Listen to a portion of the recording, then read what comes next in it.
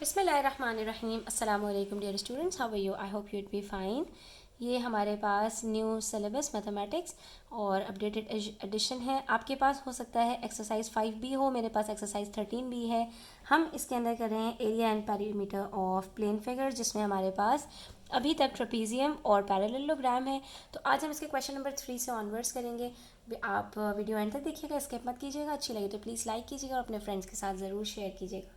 यहाँ पर हमसे कह रहे हैं the figure shows a parallelogram A B C D where A B is equals to 10 centimetres and B C is equals to 6 centimetres.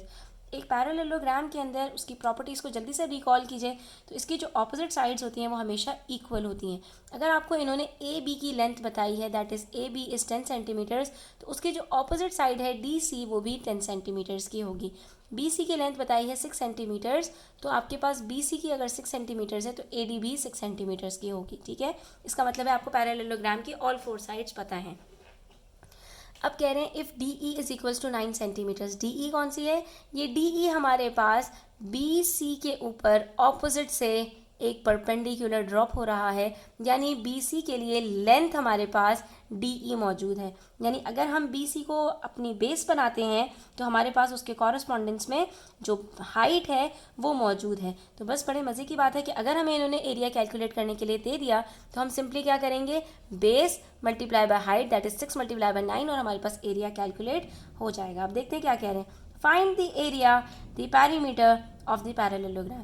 Perimeter तो बहुत ही सिंपल है। पेरीमीटर का क्या मतलब होता है कि तमाम साइड्स को किसी भी फिगर के ऐड अप कर दीजिए और आपके पास आंसर आ जाएगा।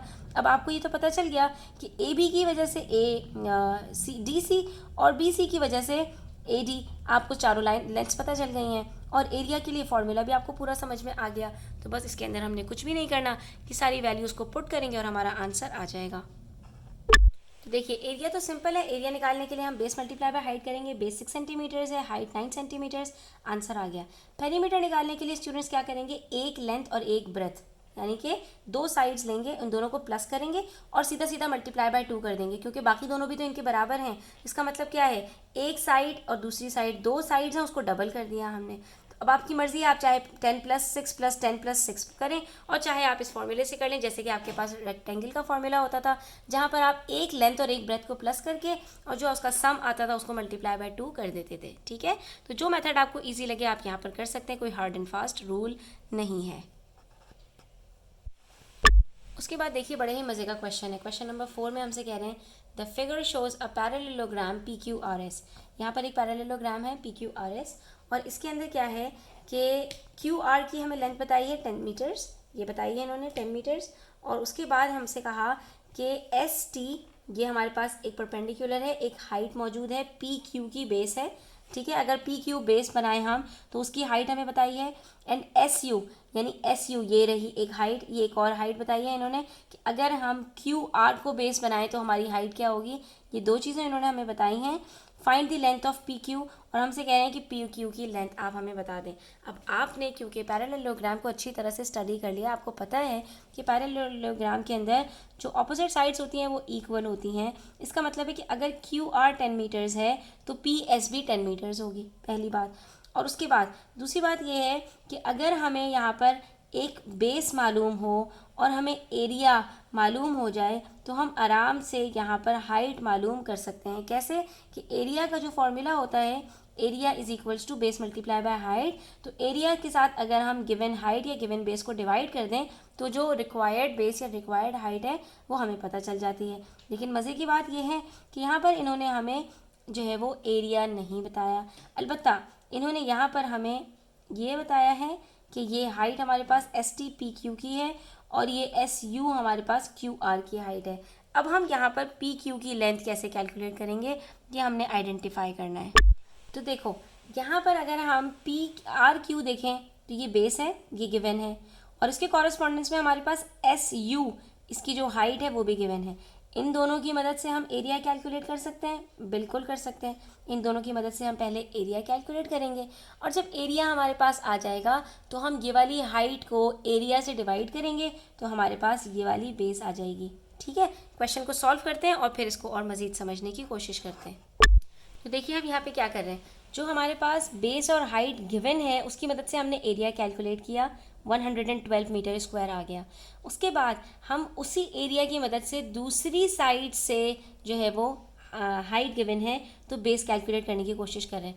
याद रखो बच्चों, चाहे आपके पास ट्राइंगल हो, ट्राइंगल के अंदर भी आपको एक बेस चाहिए होती है और एक हाइट, तो चाहे आप इसको बेस बनाओ और इसके ऑपोजिट से हाइट बनाओ और इन दोनों की मदद से एरिया कैलकुलेट करो, चाहे आप इसको बेस बनाओ और इसके ऑपोजिट से इसको हाइट बनाओ और इन दोनों की मदद से एरिया कैलकुलेट करो, और चाहे आप थर्ड साइड को बेस बनाकर और इसके ऑपोजिट से जो हाइट आ रही है उसको लेकर आप एरिया कैलकुलेट करो, आपका आंसर हमेशा सेम आएगा। क्यों? क्योंकि इसका एरिया तीनों तरफ से सेम ही आना चाहिए। इसने पूरा कितना एरिया कवर किया हुआ है, कितनी स्पेस कवर की हुई है, वो आपको तीनों से सेम मिलेगी। बिल्कुल इसी तरह से पैरेललोग्राम के अंदर चाहे आप इस साइड को बेस बनाओ और इसके ऑपोजिट से हाइट की मदद से इन दोनों से एरिया कैलकुलेट करो, तब भी आपके पास सेम आएगा।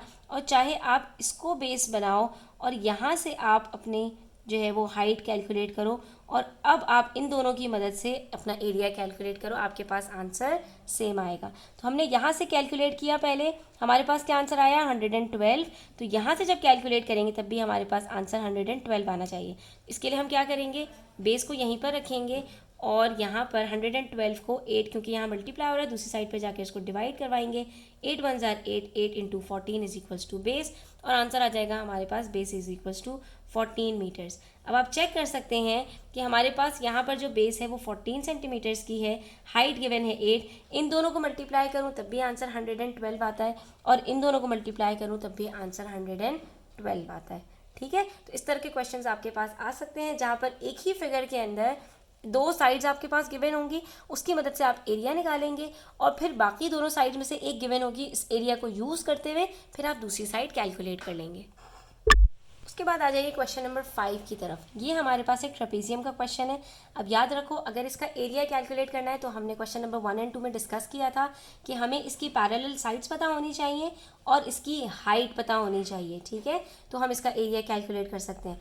और इसका क्योंकि चारों साइड्स बिल्कुल डिफरेंट होती हैं, इवन पैरेलल साइड्स भी आपके पास डिफरेंट लेंथ्स की होती हैं और जो बाकी दोनों साइड्स होती हैं वो तो होती ही डिफरेंट है, यानी कि चारों की लेंथ किसी की बराबर नहीं होती। तो इस वजह से आपको इसका पेरीमीटर कैलकुलेट करने के लिए चारों लेंथ का पता होना चाहिए। तो अगर पेरीमीटर कैलकुलेट करना है तो इन्होंने हमें बताया है कि the figure shows a trapezium where A B, B C, C D and A D all 4 lengths are provided to you. आप इसका पेरीमीटर निकाल लेंगे चारों को सिंपली प्लस करके, और आपसे फिर कह रहे हैं सी ई यानी कि ए बी के कॉरस्पॉन्डेंस में आपको हाइट भी बताई हुई है, तो इसका एरिया कैलकुलेट करें तो आप इसका एरिया भी आराम से कैलकुलेट कर सकते हैं। कैसे करेंगे, हम सिंपली क्या करेंगे, इन दोनों साइड्स को प्लस करेंगे और प्लस करके हाफ कर देंगे तो इन दोनों का एवरेज आ जाएगा हमारे पास। ठीक है, जब इन दोनों का एवरेज आ जाएगा तो ये हमारी बेस बन जाएगी और बेस को हम हाइट से मल्टीप्लाई कर देंगे, ट्रेपेजियम का एरिया कैलकुलेट हो जाएगा।